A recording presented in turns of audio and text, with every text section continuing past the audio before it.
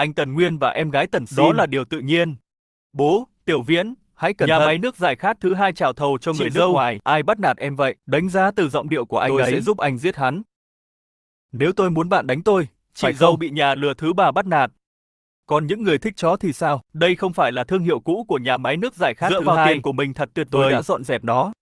Chúng ta hãy về nhà. Tặng bạn công nghệ. Tối nay ăn gì Lãnh đó đạo ngon ở nhé. trên không biết rõ sao. Tần Lãng giơ tay định bị đánh Trở khi lại làm bên gì trong. đó. Nói không hài lòng. Nếu không biết mua thì đừng mua nhiều Sẽ thịt không như có vậy. vấn đề gì nếu bạn ngoáy tai. Bạn không nhìn vào chất béo khi Nói mua xong, nó. Anh ta lấy ra một dù đống sao tiền đi lẻ. nữa, Đó là thương hiệu quốc gia của chúng ta. Đặt nó lên bàn. Trả lại số tiền Kết quả đã là mượn tôi của đã Quách nhìn Hùng Lê. lên. Nhưng hắn lại nhìn thấy Tần Lãng đang Sau nhìn đó hắn hắn với nghiêm ánh túc mắt nói, đó "Kìa, là sự lão sợ nhị, hãi. Sau đó bạn nên trả lại tiền. Bạn đã có ý tưởng từ khi còn nhỏ. Vì thế tôi luôn cảm thấy thoải mái Bạn không khi phải ở là bên người bạn. Duy nhất bị ảnh hưởng. Đừng lo, tôi có Hãy tiền. chắc Chắc chắn rằng bạn đã chuẩn bị đầy Người đủ. yêu cũng lấy Lão ra già một ở xấp một tiền bên đặt không lên khỏi bàn. mở to mắt, hoặc khu vực kề cân này. Bạn đã vay Quách Hùng bao nhiêu? 50. Thế thì bạn phải 80 hay 90 phải không? Nhưng tại sao bạn vẫn còn nhiều như vậy?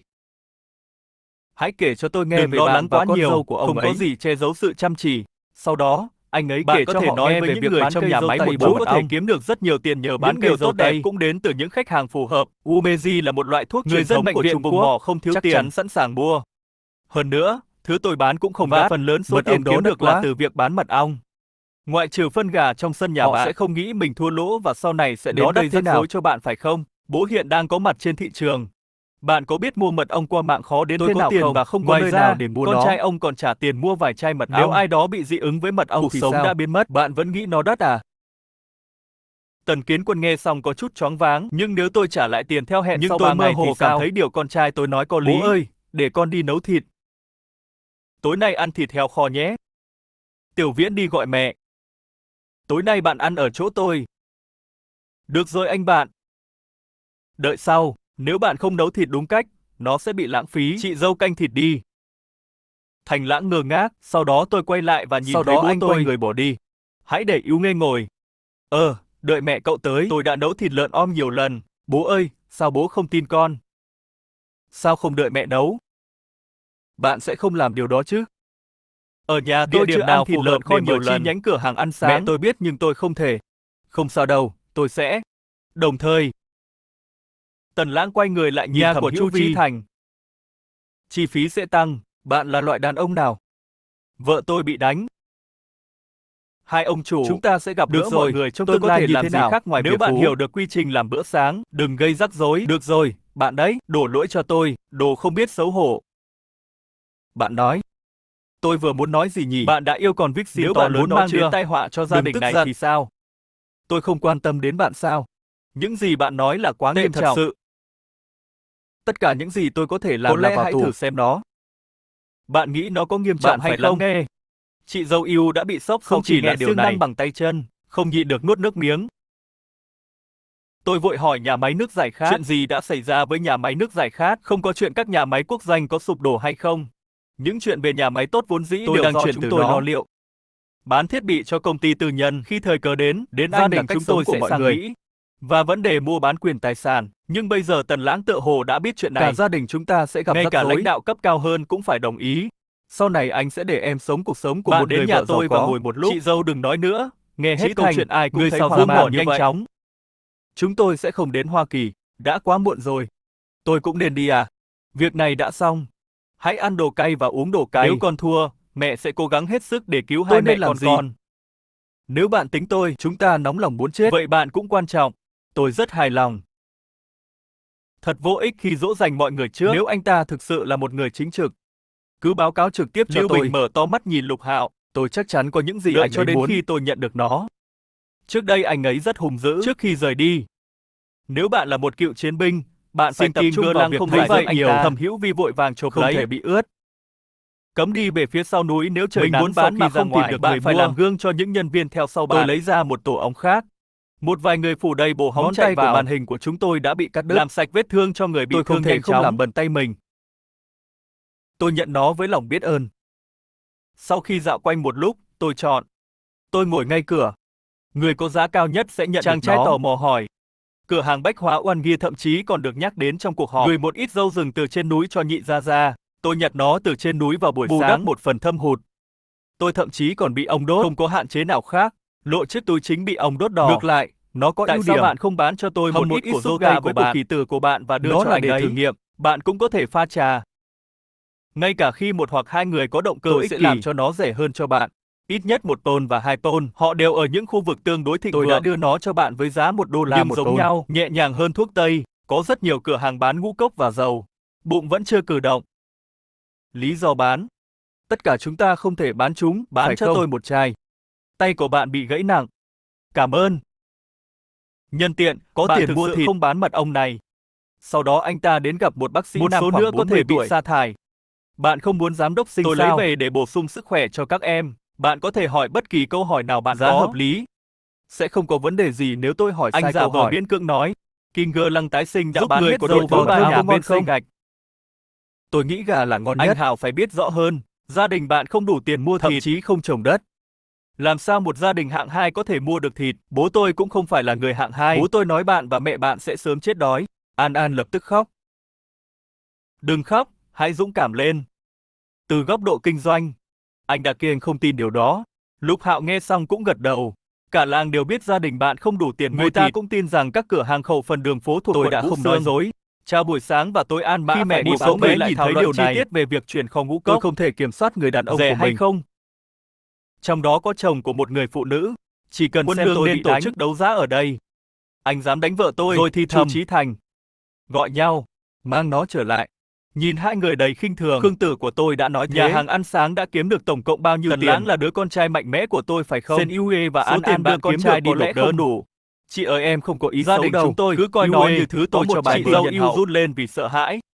Tôi vừa nghe giám đốc Lý nói, tôi, Chu Chí Thành, thừa nhận thất bại. Tôi vẫn còn một ít tiền, tôi sẽ không để gia đình bạn Tôi ở có lại thể làm biến tai bạn ùa thành một nữa. gia đình. Chu Chí Thành bị sốc. Dùng cho việc khác. Anh ta tát mạnh vào mặt Chu Gần Chí như Thành. lao thẳng vào đầu Họ đều tôi. đến từ cùng một làng. Giúp tôi lại. Bạn ổn chứ? Những người khác cũng sẽ nghĩ về nó. Đó là cha anh. Tần Anh ơi, Kiến em Quân. nghe Su Manh nói, mau mang thịt lại đây. Tần Kiến Quân nhìn miếng thịt trên bàn. Tôi có thể nhận được bao nhiêu dầu và nước khi mua Không cái dễ này? gặp, đó là một tổn thất lớn. Nhưng lợi thế, nhưng có gì đó không ổn. Ngoài ra còn có Yêu Nghê và Enlân, tổng cộng hơn 120 nhân dân tệ. Bị ong đốt như thế này. Tôi tiêu 100 nhân dân tệ Bạn cho để cuộc chị đời dâu mình. đốt nó. Đừng để anh trai tôi phá hỏng Anh nó. ấy cũng nói rất trang trọng. Hãy để mẹ bạn Lúc này chăm sóc trời anh đã ấy. tối hẳn. Cơn sốt của tôi ổn rồi. Bạn quỳ xuống không nói một lời. Bạn gửi chúng trở lại. Làm sao chuyện như thế này có Tôi thể sẽ xảy như thế ra này hôm nay? nếu bạn không làm phiền Sen Yue. Cứ làm tiếp đi. Nếu chuyện xảy ra ở nhà máy nước giải khát bị phơi bày, Chẳng phải nó sắp sụp đổ không từ có. lâu rồi sao? Và chiếc nồi sắt, đó là rất nhiều tiền trao tay. Ngay khi anh ấy báo cáo điều đó, tôi đã cho đi một số thiết bị rồi. Chỉ cần lấy nó nếu tôi yêu cầu Tần bạn lấy Lãng nó. không phải kẻ ngốc. Ok, tôi biết. Bạn đang nói về điều vô nghĩa gì Trong vậy? Thời gian này, gia đình chúng tôi Bạn đã thấy coi đấy, tôi cháu không như thể cháu giết trai. anh ta. Tổ sát quay lại nhận nhầm người. Tổ Mẫn giấu cây lăn bột. Sau khi sắp xếp vị trí công Sếp. việc, anh là một người tốt. Tôi vừa gọi cho Lý Trường Hà, nhà máy nước giải khát thứ hai chắc Xin chắn lỗi, đã liên hệ tôi với xin người lỗi nước bạn. ngoài. Có lẽ sẽ không lâu đâu. Doanh nhân nước ngoài sẽ mở rộng thực xúc sự tu hợp tới tác Giang với Thành. người Nước ngoài, đẩy nó vào hố lửa. Người nước ngoài sẽ vui lòng Vào cho ban bạn đêm khá tiền, nguy hiểm. cung cấp cho bạn thiết bị. Sếp, đôi khi bạn thực sự là một tay xã hội Tại đen. thời điểm này, Vậy nếu nó rõ ràng thì sao? Nếu hợp tác với người nước ngoài, Nó nó sẽ sẽ thành chỉ để công. lại dấu ấn vẻ vang trên thành Về tựu những lời chính trị trách của mắng họ. riêng tư. Chúng ta có chủ động không? Liên hệ nhà máy nước giải khát thứ hai. Còn hơn là bị người Nó ngoài vô dụng. mua. Tôi cũng đã đề cập chuyện này Nhưng với anh Lý không Trường nghe. Hà qua điện thoại. Cứ nghĩ là tôi ghen tị, gọi cho bạn chỉ là để chào trước, hãy để bạn chuẩn bị tinh thần. Cho dù đó là sản xuất, điều này có đúng về mặt tâm lý Đừng học nói không? chuyện này với Lưu Bình. Chắc chắn. Vốn ngoại vào. Tôi chắc chắn không chỉ hài lòng với Về việc việc hợp hợp tác với các thương hiệu nước giải khát Không khác phải ở cậu các cũng tỉnh gửi thành. đồ ăn cho anh ấy sao? Cũng phải có cách giải quyết. Tôi sẽ đi Binsu sớm nhất có thể. Bạn có thể cho anh ta một Nhanh phần chóng thưởng. khởi động công việc sản chậm xuất rãi đồ và uống ở đỡ đó. đần Trước tình huống này ngày hôm nay, sau khi hai người đi xuống, bao gồm cả việc tuyển thêm nhân viên ở quán ăn sáng Hãy trong để tương họ lai, chuẩn bị trong lòng. để tránh bị mất cảnh giác khi thời cơ đến. Bạn sẽ có ý tưởng cướp tiền. Mọi chuyện đã được giải thích, hai người họ rời đi. Rồi điện thoại trên bàn reo lên, sau khi nhấc máy, Lý Quang, tiếng nói của tài năng. Tại sao hôm nay giám đốc Lý lại có thời gian gọi Không cho phải tôi? cậu đã hỏi tôi trước sao? Bạn có muốn chuyển nhượng quyền sở hữu của bất kỳ điểm hạt nào không? Cục Thực phẩm vừa tổ chức cuộc họp, có 6 cửa hàng lợi ăn điên để bán. Kiếm nhiều hơn. Thế còn nó thì sao? Bạn vẫn còn Tất quan nhiên tâm là chứ? có. Chúng ta tìm một chỗ vừa ăn vừa trò Bạn đã chuyện hỏi nhé. hoặc nghe họ nói về nó Điều chưa? này sẽ thuận tiện. Bây giờ không đi ra ngoài. Có lẽ sau này ông chủ sẽ muốn Để nói tôi chuyện nói riêng cho với bạn tôi. biết Địa chỉ quán 6 Chủ Bạn có trước bút và nhé. giấy trong tay một không? số. Tôi đang ở văn phòng ngay Có bây một giờ. cửa hàng ngũ cốc ở quận Châu Cu. Những người Đó bán là hàng cửa nhỏ hàng đó ngũ rất cốc tốt. đường Hùng Hô. Cửa hàng ở quận Ganghan là Một cửa là hàng sự Huy giàu Lu có Liêng không nên trên được tiết bí lộ. lộ. Quận Vũ Xương là một cửa hàng bán đồ ăn đường phố. Sẽ ăn cắp công việc kinh doanh của Vẫn anh còn ấy. 20 hoặc 30 Tôi chi không nhánh thể cửa nhớ hàng rõ rồi vào sẽ lúc đến cửa cửa hàng hàng Bách cho thuê. Hóa và mang cho bạn danh sách. Không vấn đề gì. Tôi sẽ đến cửa hàng Bách Hóa và Hãy đợi đến bạn. quán ăn sáng. Không có nhiều khách hàng ở đây. Chen Lin Gio và Liu Ping đều bận. Su Min đang ngồi trên ghế và nghỉ ngơi. Lục Hạo liền đi tới. Sau khi tiễn Chen Lin Gio lên lầu, Li Wonka vừa gọi cho tôi. Ông nói rằng có 6 cửa hàng ngũ cốc ở Ngoài cục ra ngũ còn cốc có sẽ 20 bán hoặc hoặc 30 cửa khách hàng tới ngũ sau. cốc sẽ được cho thuê. Hãy xem nào. Chỉ cần gửi lại. Chen Lin Gio ở một bên nghe thấy điều này rất ngạc nhiên. Chúng tôi sắp mở chi nhánh.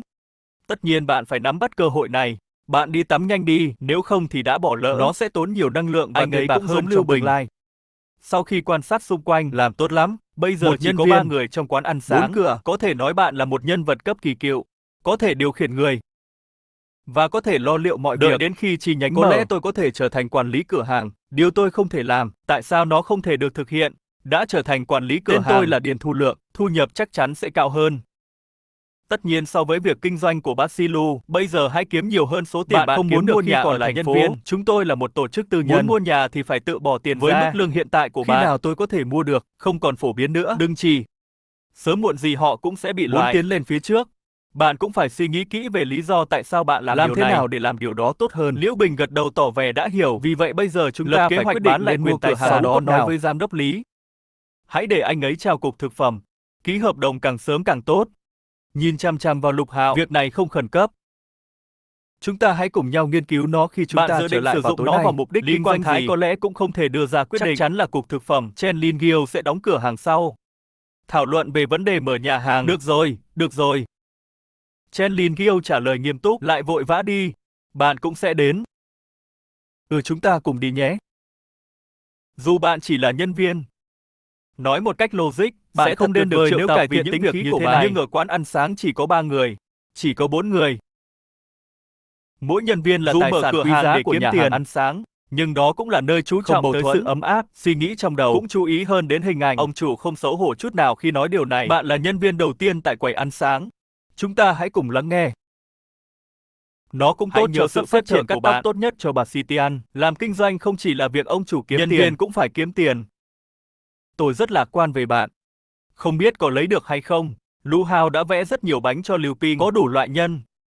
Sau khi Lý Quang Thái đến vào Sau buổi đó chiều, chúng tôi cùng nhau trở giám về đốc nhà. Lý đang có ý định bán 6 cửa hàng ngũ cốc này. Bạn dự định bán nó như thế nào? Tôi có thể xem xét nó. 6 cửa hàng ngũ cốc này Rồi nên tiến được hành định giá đấu giá. trước tiên. Người lãnh đạo tán thành cách Và tiếp bán cận quyền này. sở Hữu của cửa hàng ngũ cốc theo cách này. Tối đa hóa hiệu của năng lượng. Nếu chỉ có người trả giá cao nhất thắng. Thực ra tôi không hề đau Không khổ quan chút tâm nào đến doanh nghiệp khác. Tôi sợ sẽ có những vấn đề Bạn khác. cũng Cũng có thể mua cửa hàng này. Hai điều cần biết về 6 bất động sản này khi chuẩn bị giao bán. Nó có ý nghĩa kinh tế và tham khảo rất lớn. Các nhà lãnh đạo khác sẽ không đồng ý. Và vị trí của 6 cửa hàng ngũ cốc này, kinh doanh ở những nơi này đương nhiên là tốt. Cạnh tranh cũng rất khốc liệt. Điều này cũng dẫn đến thua lỗ trong các cửa 6 hàng cửa hàng ngũ cốc này đang được giao bán. Còn nhân viên ở đó thì sao? Tôi không có ý tưởng đó. Lục Hạo liếc nhìn vợ. Không chỉ có cửa hàng bán đường gật đầu với sự tán thành lớn. Những nhân viên này, một phần nên được chia thành 2 điểm còn lại, hoặc một nhà máy, đơn vị khác. Và tham vọng của tôi không lớn đến thế. Nghe điều này, Tô Mẫn và Trần Lâm Tôi Kiều cũng nói nhìn rằng nhau. nếu ông chủ Tiên có ý tưởng này, mọi người ở đây đều là người của chúng tôi, giám đốc Lý sẽ không trách anh. Những nơi này, giám đốc Lý, theo bạn, địa điểm nào phù hợp hơn để mở chi Làm nhánh kinh doanh? Nhưng kể từ khi bạn hỏi, thế thì tôi sẽ chỉ nói một cách thản Phải nhiên mở thôi. Quán ăn sáng ở khu đông dân cư, 6 địa điểm này đều tốt. Có lẽ nó phụ thuộc vào sự chân thành, phải không? Nhưng nếu phải chọn nơi tốt Tôi nhất, sẽ không tranh cãi với bạn về cửa hàng ngũ cốc. Chắc ở hẳn nối đó vào là đường một phố. cửa hàng bán đồ ăn đường phố Có rất ở nhiều Vũ trường Xương. đại học và các điểm tham quan như chùa Bảo Thông Vị gần trí đó. rất Rất thuận lợi. Ý kiến của tôi cũng giống như ý kiến của giám đốc Lý. Tốt nhất để mua quyền tài sản, dùng để mở chi nhánh. Sau đó, bố của cậu bé đang xem cuộc vui cho đến khi bạn đã có đủ rượu và thức ăn. Sau đó Lý Quang Thái đứng dậy chào tạm Tất biệt. cả các bạn đã nghe thấy nó ở bàn vừa Gần rồi. đây sẽ có sức mạnh. Một cá nhân hoặc tổ chức muốn mua quyền Hãy sở để hữu mọi cửa người hàng cùng ngũ nhau cốc. đấu Kết quả giá. là anh ta bị mẹ của đứa trẻ Người đá. có Giá cao nhất sẽ nhận được nó. Con lừa thứ 3, đồ vô Thế liêm thì sỉ. tôi sẽ tính toán sau. Hãy xem chúng ta có thể nhận được bao nhiêu. Việc này không khẩn cấp, Nhưng nó ổn. Tôi vẫn có nó. Bạn có thấy một anh chàng to béo ở phía trước không? Chỉ cần trả lại cho tôi khi bạn kiếm được diện tích của cửa hàng ngũ cốc ở lối vào phố này là 150 mét vuông. Dùng làm cửa hàng ăn sáng. Tôi không nói đây không phải chuyện vớ vẩn của quá trẻ con. Không? Nếu bạn thực sự mua quyền sở hữu, có cần tách khu vực bên cạnh không? Hoặc thuê nó? Không cần phải tách biệt, tất cả dùng để làm quán ăn sáng. Nơi này ở lối vào của đường phố có rất nhiều khách hàng. Con không chúng ta có thể nghĩ đến việc kinh doanh thế nào để nổi bật. Để đảm bảo kinh doanh tốt, chúng ta nhất định phải nỗ lực về mọi mặt. Ngoài dịch vụ hương vị, trang trí cửa hàng cũng rất quan trọng. 150 mét vuông không phải là lớn như vậy. Làm thế nào để bán thịt lớn hơn nhiều so với những gì chúng ta có bây giờ? Sẽ không quá cường điệu nếu trang trí mọi thứ như một cửa hàng ăn sáng phải không? Tôi chỉ thích cái lớn. Càng to càng tốt. Nước mắt thầm hữu vi trào ra trong mắt, làm cho trang trí tốt hơn. Nó sẽ tốt hơn cửa hàng ăn sáng được sản xuất tôi tại chỉ có thể ôm ăn thật tốt hơn. Sau đó Tô Mẫn mở miệng nói. Gần đến giờ rồi, nghỉ sớm. Thôi, cậu đi lấy rau trong tủ lạnh ra đi. Nhìn Lưu Bình. Ở nơi bạn đang sống, bạn có thể tự đốt lửa và nấu ăn về, phải không? Tôi đã mua một cái bếp, có khả năng tự nhóm lửa và nấu ăn. Tôi có đồ ăn, bạn không cần phải đưa cho tôi. Có quá nhiều thứ trong tủ lạnh. Vợ mang theo thứ gì đó dễ quán ăn sáng muốn mở chi nhánh. Lý Quang Thái tới bàn luận, mở tiệm cắt tóc thật là lãng phí. Sau khi họp, anh quyết định tham gia đấu giá. Lục Hạo lại đưa hai người về nhà. Có chuyện gì vậy? Bạn vẫn đang yên. Có điều gì muốn nói? Tại sao lại giả vờ đáng thương? Lúc trước tôi đã trách nhầm bạn. Trong lòng tôi vẫn mắng em. Tôi sẽ không bao giờ mắng bạn nữa. Đánh là hôn, mắng là yêu. Chỉ muốn kết bạn với người khác. Tôi chỉ nghĩ bạn mắng tôi vì bạn yêu tôi. Quay lại nhanh. Đóng cửa. Vâng, chị Kiều Kiều nói đúng. Nói xong anh dậm chân. Cầm chiếc giỏ, anh quay người bỏ đi. Lục Hạo gãi đầu. Nhìn lại Chen Linh Giu ở ghế sau. Bạn đã vu khống sự vô tội của tôi. Ai đã làm Liễu Bình? Dấu vết trên cánh cửa phòng tôi vẫn còn đó. Đã bao lâu rồi kể từ khi điều đó xảy ra? Bạn phải nhận ra sự vô tội của tôi một lần nữa. Tôi để lại thêm vài dấu vết trên ông cửa nhà khóc 2 lần có thể khiến đàn ông khóc trên giường. Trần Lâm Kiều nhẹ giọng lẩm bẩm. Lục Hạo nghi hoặc quay lại nhìn hắn. Không có gì. Cửa hàng sẽ kiếm được bao nhiêu tiền trong tương lai? Đừng nhắc đến chuyện đó với tôi hoặc Tiểu Liễu Bình có làm gì sai không? Anh ấy rất chăm chỉ. Và anh ấy làm việc rất nghiêm túc. Một sân thuộc sở hữu của một sân.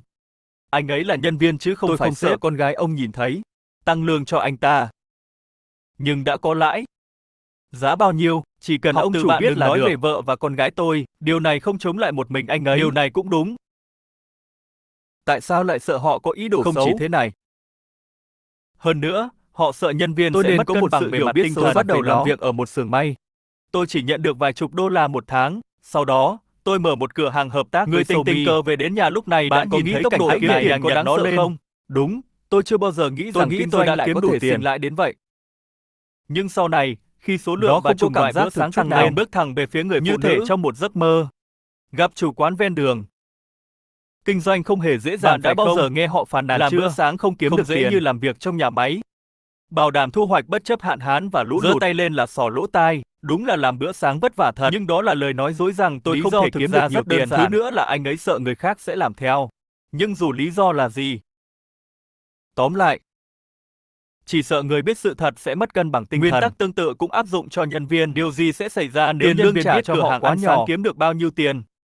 Thật khó để đảm bảo rằng họ sẽ không có suy nghĩ trong đầu. Diện tích cũng lớn hơn cửa hàng của chúng tôi biết rồi. Chẳng bao lâu chúng tôi đã đến ký túc xá, sau đó lái xe về nhà. Sâu Bâu và Nini vừa mới ngủ, mọi người xung quanh đều choáng váng. Đừng nói to quá, hắn cũng kinh ngạc nhìn Tần Lãng. Gửi tất cả về nhà, đã gửi lại không? Tất cả. Một lúc sau, người phụ nữ bắt đầu khóc. Thật sự không an toàn khi họ trở về một mình vào đêm khuya như vậy. Tôi đã đề cập đến bình tôi cũng mang theo quần áo để thay. Đi ngủ sớm. Sáng sớm ngày mai, Lục Hạo lái xe đến quán xưng tội trên đường dài. Đúng như mong đợi của thế hệ sau và đường Trung Nam, được gọi là 3 trung tâm thương mại lớn bây giờ đã rất thịnh vượng. Bạn là Lục Hạo. Ông chủ Lữ. Đột nhiên có người tới. Lục Hạo nhìn lên nhìn xuống, sau đó anh ấy hỏi, người chủ nhà là một kẻ vô tâm, bạn là ai? Quán bánh bao 4 mùa cạnh nhà là của gia đình không đáng nhắc đến. Chồng của người phụ nữ cuối cùng cũng tỉnh ngộ. Anh ta là cửa hàng này có lịch sử lâu đời. Đó là một quán ăn vặt nổi tiếng ở Giang Thành. Ngưỡng mộ đã lâu. Tần Lãng gầm lên.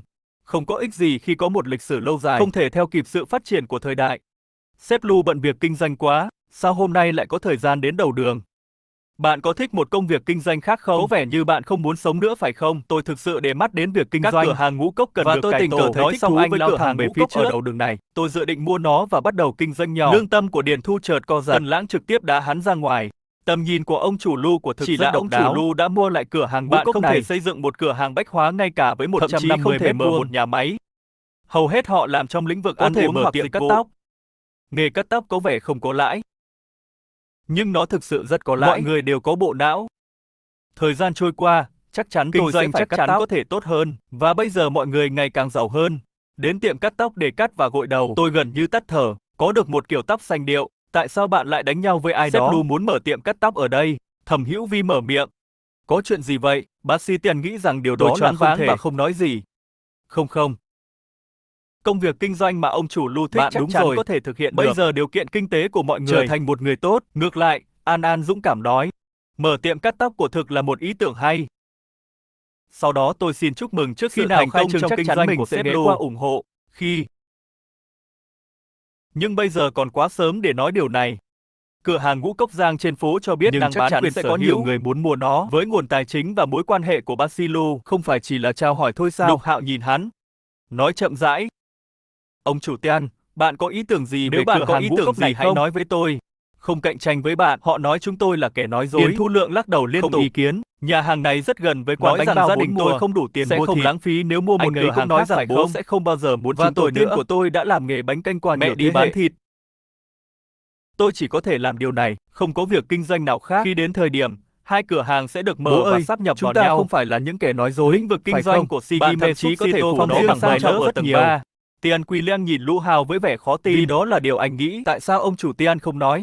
Bạn không thực sự muốn mua Sếp cửa nữ hàng đang ngũ nói cốc đùa, này phải có không? rất nhiều nhà Ngoài hàng ra gần còn đó. có Kailin Gi Siêu, Tàu Huân và những người khác. Sự cạnh tranh rất khốc liệt. Mở rộng mù quáng sẽ làm Diện tăng tích chi cửa hàng phí. là đủ. Sếp Tian thực sự không có ý Thực tưởng sự này. không?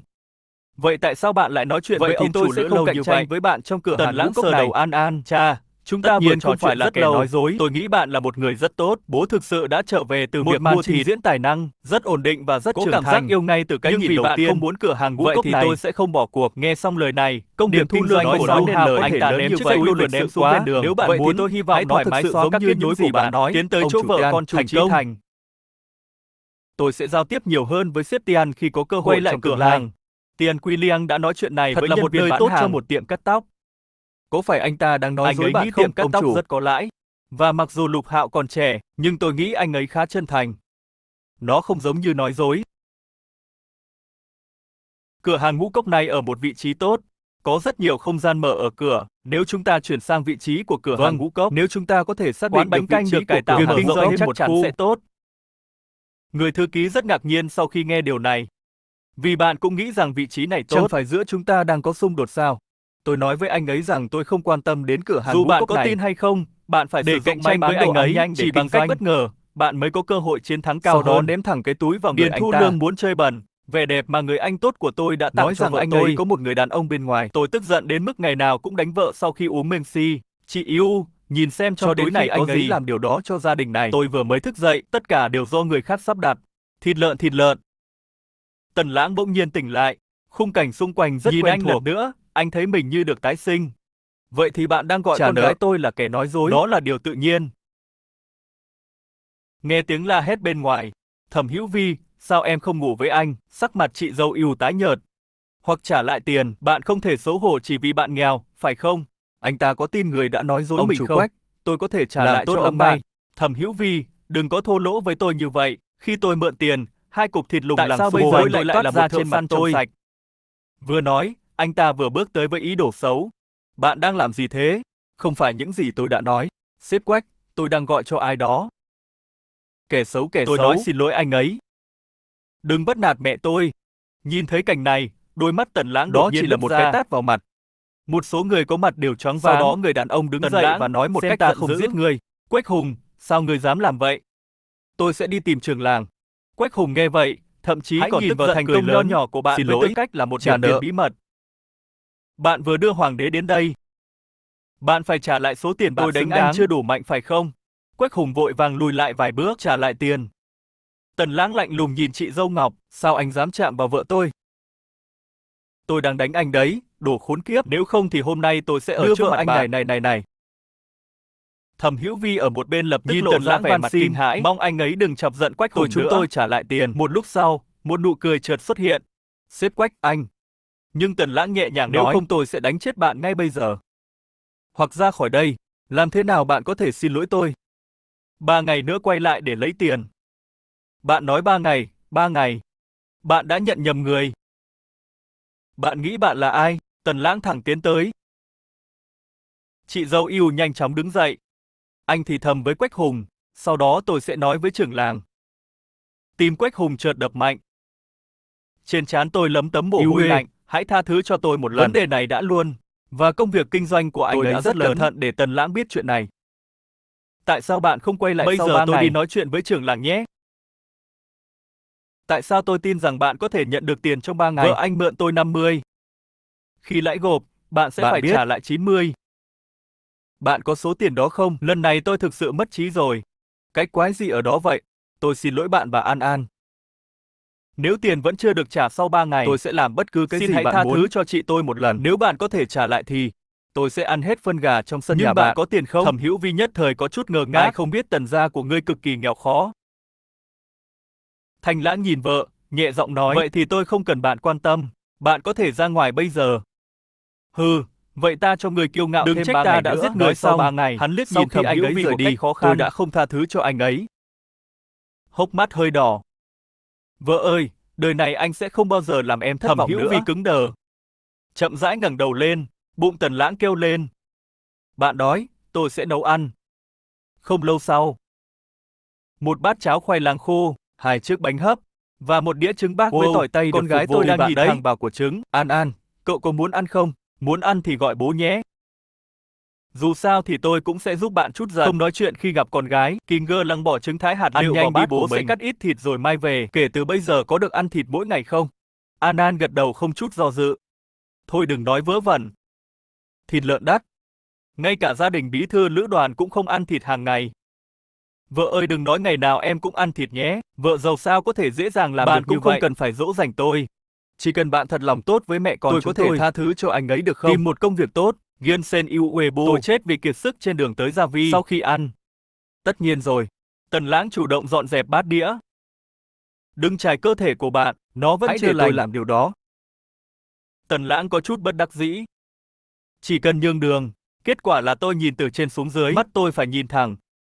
Rất tiếc, bạn bị chảy máu mũi. Tôi đã bảo bạn cứ tự mình Bầu tìm trời hiểu khô giáo. Chỉ là có chút tức giận. Những điều nhỏ nhặt là sai. Tôi tự hỏi vợ tôi xấu hổ về điều gì. Chị dâu yêu, xin đừng nằm nữa. Vợ ơi, cho anh ra ngoài đi. Đừng đi chơi với những người bạn xấu Nhìn của xem, bạn. Tôi không tha thứ cho bạn à. Họ không có ý tốt. Tốt. Ngắm cánh đồng dâu rừng rộng lớn. Đột nhiên mắt anh sáng lên. Những gì bạn muốn mua những ngày này Chỉ không cần thể định tìm vị thấy bản để thân bán. tốt. Đây đều là tiền. Nói xong anh ta bắt đầu hái dâu tây. Cho đến khi thúng tre gần đầy. Lúc đó tôi mới hài lòng quay lại. Về đến nhà, tôi gói 4 hũ mật ong lớn. Rồi anh lại xách giỏ tre. Sau khi vào thành phố, Kinger Lăng đã đến bệnh viện tập Vừa đoàn bước thợ vào mỏ. đã Thấy bên ngoài bừa bộn, thấy Tần Lãng tới giúp hắn. Một trong số họ có máu trên tay. Bác sĩ. Hãy ra ngoài và nhìn xem. Lùi lại nhiều lần. Một nữ bác sĩ nhanh chóng bước ra. Còn Chu Chí Thành, người đã Anh lấy thấy lại thế được thì hơi cau thở. mày nói. Làm sạch những ngón tay bị gãy của bạn.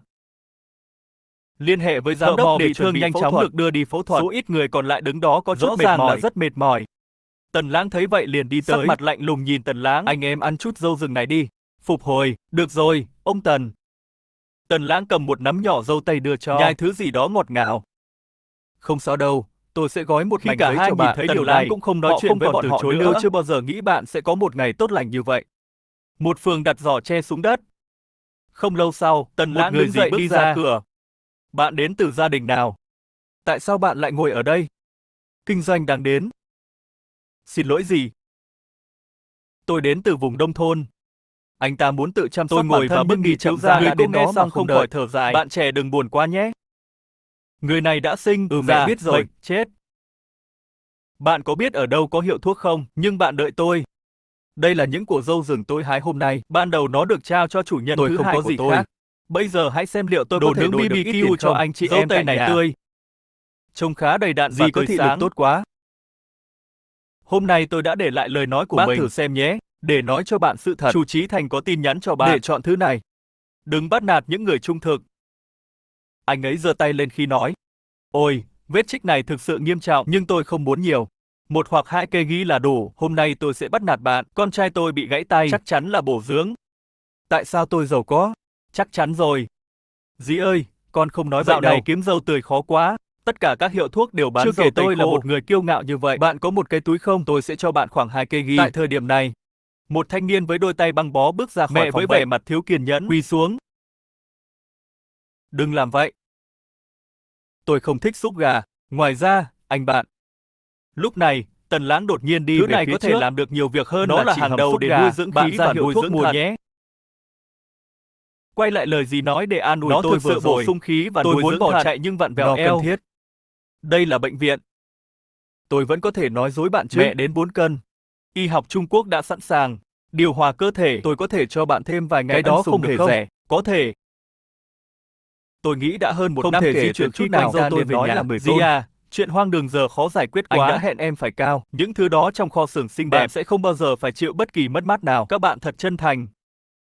Này chị Su, con trai của bạn vừa được phẫu thuật. Tôi cũng cần nhận được một số chất bổ sung tốt. Nó vẫn còn trong tay bạn phải Hãy không? nhìn cây dâu tây khổng lồ hoang dã này. May mắn là trong thành phố không có cây Đó là dâu sự dại nào thật. cả. Chắc chắn chàng trai trẻ này nhặt nó từ Bạn trên đã núi. nói điều này nếu bạn và bị bị bắt. ông đốt. Thế thì tôi cũng sẽ đưa cho bạn 2 Không bản lâu nữa. sau. Câu nên giải bao nhiêu? Hơn 20 kg Này dâu cậu rừng bé, đã bán hết. Trong chai này có gì vậy? Ôi đây là mật ong rừng. Chu Chí Thành bị sốc. Ban ngày tôi giã tổ ong và mật keo. Tôi đã bị cắn vài lần chỉ Bạn vì có điều muốn này. bán mật ong này không? Nhìn vào mắt Tần Lãng, tôi sẽ đưa mật ong về nhà. Không dễ để chúng ta có được những điều tốt đẹp từ việc trồng trọt. Mọi người đều có chút thất vọng sau khi nghe điều này. Nhưng người gì nhìn con trai mình, tôi vừa lấy ra hơn 10 đô la. Tất cả đều sốc và không thể tin được. Chàng trai trẻ, vì gì mà kê Và đơn Tần cho Lãng anh? duỗi Tay ra. Dì ơi, dì thật tốt với con trai dì. Tại thời điểm này, cậu vẫn bắt nạt tôi à? Một nữ bác sĩ xinh đẹp bước tới. Hãy để tôi giúp bạn xử lý nó. Tần Lãng sửng sốt. Sau đó anh ấy nói ok với vẻ mặt ngượng ngùng. Tại sao bạn lại nhút nhát như vậy? Bạn chưa bao giờ nhìn thấy một cô gái xinh đẹp như vậy. Chị trông như một nàng tiên vậy. Vô nghĩa, tôi không phải là một nàng tiên. Để tôi nói cho bạn biết. Khi bạn đổi tiền để mua thịt tốt hơn Chẳng là phải bạn mang mật đang ong bổ về sung với chất bạn. cho Đừng cơ cứng thể nhắc sao. thế. Chỉ cần đợi một chút và tôi sẽ tìm người nói chuyện xong với bạn. anh ta chạy vụt đi. Mật ong trong tay ông Sang đều là mật ong rừng. Tiền cũng không mua được. Chàng trai, tôi không muốn bán. tất cả mật ong rừng của bạn. Phó giám đốc Sang cau mày. Chẳng mấy chốc anh đã nở nụ cười. Nhưng tôi quá tham lam. Anh ơi em học y. Trở thành một người chuyên nghiệp. Bạn có muốn tôi quỳ xuống không? Để tôi nói cho bạn biết, mật ong không nhiều dinh dưỡng. Nếu bạn muốn bồi bổ sức khỏe cho các em nhỏ tại nhà, tốt nhất là mua thịt. Mật ong là một điều tốt. Và tôi không biết nó sẽ được bán với giá bao nhiêu. Tôi vẫn có thể làm em đau khổ. Tôi muốn 3 chai mật ong như thế này. cảm thấy tôi có sẽ một đưa loại cho sức bạn chiến tổng đấu. cộng 100 nhân dân tệ. Bạn đưa mật ong cho tôi nhé. Đôi môi anh run rẩy 2 lần. Khi tôi nợ bạn một ân huệ, Tần Lãng cảm thấy vui vẻ, trực tiếp quỳ xuống. Được rồi, tôi sẽ coi Anh đó trai là tốt một ân dựa huệ vào vẻ dành đẹp cho của bạn. vợ Tần tôi. Lãng chuyện xảy ra hôm nay Nói là rằng người anh phụ ấy nữ có của một tôi người đàn đàn ông ông bên ngoài. Tôi tức giận đến mức ngày Tôi nào xin cũng lỗi đánh bạn. vợ sau khi uống men Cho đến si. khi anh ấy làm điều đó cho gia đình này. Tôi chết vì kiệt sức trên Tôi đường vừa chở mới thức than. dậy. Tất cả đều do người khác sắp đặt. Đi chợ rau. Và phía bên kia, con gái An An đang Bố chơi tôi ngoài thật sân tuyệt cùng vời. mấy đứa trẻ. Có người đặc biệt gửi thịt bò Bạn như ơi, lời hãy cảm để ơn tôi đến đi. gia đình chúng tôi. Món thịt bò hầm và khoai tây chúng ta ăn Tất tối nhiên qua là ngon rồi. Thịt bò là món ngon nhất Thể thể hiện giới. sự nhân từ. Tôi thích ăn thịt lợn. Lúc này An An không Tránh khỏi đường nói cho tôi và đừng lọt vào mắt tôi. Gia đình chúng tôi cũng có thể ăn thịt vào Đồ ban dối đêm. trá Bố nhỏ bạn bé. là người hạng 2. Mẹ tôi nói sớm hay muộn bố bạn cũng sẽ bỏ đói bạn Chu và Chí mẹ Thành bạn vui mừng khôn xiết. Không có gì. Bố tôi buổi sáng và buổi tối sẽ có Cậu thịt bé để nhảy ăn trực tiếp từ đống cỏ khô. Anh nhìn chằm chằm vào An Cũng An đang thấp tìm hơn chừng mình một một cái cái đầu rồi nói. Kẻ nói dối nhỏ bé. Tôi không nói dối. Bố bạn là người hạng 2, có lẽ tôi phải bán thịt. Nghe anh ấy. Cách đó không xa, đứng dậy nhanh lên thấy cái này. Đã đến nhanh chóng. Tôi đi Có đây. chuyện gì vậy Tôi đi An ngay An? đây. Mẹ ơi con bảo bố sẽ Và mua họ thịt gọi to tôi béo là về kẻ nói ăn. dối nhỏ Bạn bé. còn đang xem gì nữa? Ông còn nói bố tôi là người hạng 2. Khi cậu bé nhìn thấy Thẩm Hữu Vi đi tới, cũng không sợ. Sau khi nói xong, cả nhà thay vào đó, anh tiếp tục chạy trốn. Anh ấy là một kẻ nói dối nhỏ. Thẩm Hữu Vi không khỏi nhíu mày. Nhưng cuối cùng, tôi An không An, nói gì với miễn cậu là bé. chúng ta Chúng không tôi nói không dối, sợ mọi anh người bỏ đi nói trong bất cứ cơn điều hoảng gì loạn về chúng tôi. Lúc này những người lớn khác Mẹ cũng của đi cậu tới. bé cười tuét tuét. Này, Đừng để trong lòng. Trẻ nói chuyện vớ vẩn đáng nghiên Ugi. Cậu bé nghe thấy. Chị dâu, tôi dừng lại ngay lập tức. Gia đình anh ấy ngay từ đầu đã không đủ Tại tiền thời mua điểm thịt. này, Bố tôi cũng nói rằng gia đình ông không những một không giọng đủ nói tiền quen mua thuộc thịt nhưng xa lạ vang lên. Bố tôi sẽ mua nó sau Mọi đó. người xung quanh Tần đều Lãng choáng ngẩng váng. đầu nhìn.